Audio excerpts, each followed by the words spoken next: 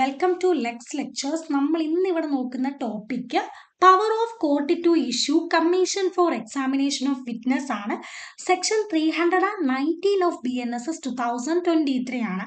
Section 319 പ്രകാരം ഒരു criminal കോർട്ടിന് ഒരു വിറ്റ്നസിനെ എക്സാമിൻ ചെയ്യാൻ വേണ്ടി കമ്മീഷൻ ഇഷ്യൂ ചെയ്യാൻ വേണ്ടി സാധിക്കും. അപ്പം നിങ്ങളെല്ലാം വിചാരിക്കും, കോർട്ടല്ലേ അതിന് വിറ്റ്നസിനെ എക്സാമിൻ ചെയ്യുന്നത്, എന്തിനാണ് ഒരു കമ്മീഷൻ ഇഷ്യൂ ചെയ്യുന്നതെന്ന്. വിറ്റ്നസിനെ കോർട്ടിൽ പ്രൊഡ്യൂസ് ചെയ്ത് എക്സാമിൻ ചെയ്യാൻ പറ്റാത്ത കുറച്ച് സാഹചര്യങ്ങളുണ്ട്.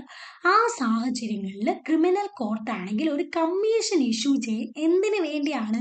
വിറ്റ്നസിനെ എക്സാമിൻ ചെയ്യാൻ വേണ്ടി.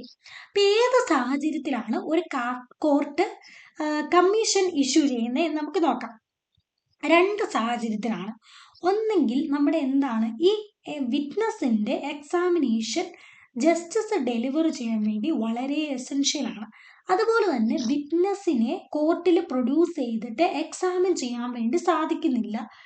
അതിന് കാരണങ്ങൾ എന്ന് പറഞ്ഞാൽ ചിലപ്പോൾ ഈ വിറ്റ്നസിനെ പ്രൊഡ്യൂസ് ചെയ്യാൻ വേണ്ടി കുറച്ച് ഡിലേ ഉണ്ടാവും, അല്ലെങ്കിൽ കുറച്ച് കോസ്റ്റ് ഇൻക്വയർ ചെയ്യുമായിരിക്കും, അല്ലെങ്കിൽ ഒരു ഇൻകൺവീനിയൻസ് ഉണ്ടായിരിക്കും. അതുമൂലം വിറ്റ്നസിനെ പ്രൊഡ്യൂസ് ചെയ്ത് എക്സാമിൻ ചെയ്യാൻ വേണ്ടി സാധിക്കുന്നില്ല. ഇങ്ങനെയുള്ള ഈ രണ്ട് സാഹചര്യത്തിലാണ് ഒരു കമ്മീഷനെ ഇഷ്യൂ ചെയ്യുന്നത്.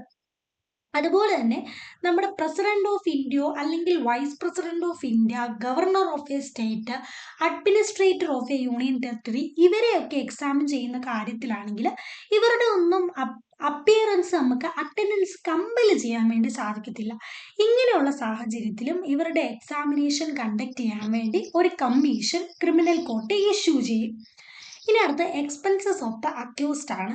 നമ്മുടെ പ്രോസിക്യൂഷൻ വിറ്റ്നസിനെയാണ് എക്സാമിൻ ചെയ്യാൻ വേണ്ടി ഒരു കമ്മീഷൻ ഇഷ്യൂ ചെയ്യുന്നതെങ്കിൽ നമ്മുടെ കോർട്ടാണെങ്കിൽ പ്രോസിക്യൂഷനോട് ആ എക്സാമിനേഷന് വേണ്ടി ഇൻക്വയർ ആയിട്ടുള്ള എല്ലാ എമൗണ്ടും പേ ചെയ്യാൻ വേണ്ടി ഡയറക്റ്റ് ചെയ്യും.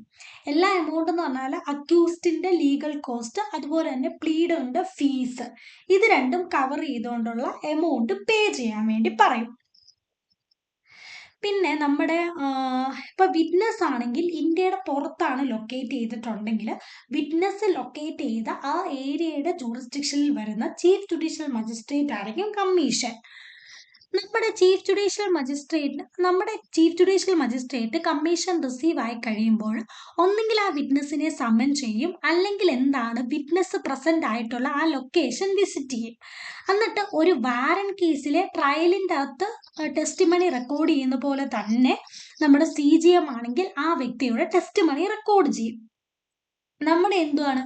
നമ്മുടെ പാർട്ടീസിനോ അതുപോലെ തന്നെ അവരുടെ പ്ലീഡേഴ്സിനോ ഈ വിറ്റ്നസിനെ എക്സാമിൻ ചെയ്യാനോ ക്രോസ് എക്സാമിൻ ചെയ്യാനോ റീ എക്സാമിൻ ചെയ്യാനോ സാധിക്കും. ഇപ്പം നമ്മുടെ കമ്മീഷന്റെ എക്സിക്യൂഷന് ശേഷം നമ്മുടെ CGM, നമ്മുടെ ഈ ചീഫ് ജുഡീഷ്യൽ മജിസ്ട്രേറ്റ് ആണെങ്കിൽ ഈ കമ്മീഷൻ ആണെങ്കിൽ അതുപോലെ തന്നെ ഈ വിറ്റ്നസിനെ എക്സാമിൻ ചെയ്തിട്ടുള്ള റെക്കോർഡ് എല്ലാം കൂടി കൂട്ടി നമ്മുടെ ഏത് കോർട്ടാണോ ഇങ്ങനെ ഒരു കമ്മീഷൻ ഇഷ്യൂ ചെയ്തിട്ടുള്ളത് ആ കോർട്ടിന് ആ റെക്കോർഡ് എല്ലാം കൂടി ഡിസ്പോസ് ചെയ്യും. അതുപോലെ തന്നെ ഇപ്പം ഈ CGM റെക്കോർഡ് ചെയ്തിട്ടുള്ള ഈ എല്ലാ മാറ്റേഴ്സും നമ്മുടെ കേസ് റെക്കോർഡിന്റെ ഭാഗമായിരിക്കും. അതുപോലെ തന്നെ ബോത്ത് പാർട്ടീസിനും അത് ഇൻസ്പെക്ട് ചെയ്യാൻ വേണ്ടി സാധിക്കും. അതുപോലെ തന്നെ ഒരു ട്രയലിൽ അതൊരു എവിഡൻസ് ആയിട്ട് അഡ്മിസിബിളുമാണ്. വളരെ സിമ്പിൾ ആയിട്ടുള്ള ടോപ്പിക്കാണ്. മനസ്സിലായെന്ന് വിശ്വസിക്കുന്നു. യൂസ്ഫുൾ ആയിട്ടുണ്ടെങ്കിൽ ഉറപ്പായിട്ടും ലൈക്ക് ചെയ്ത് സപ്പോർട്ട് ചെയ്യുക.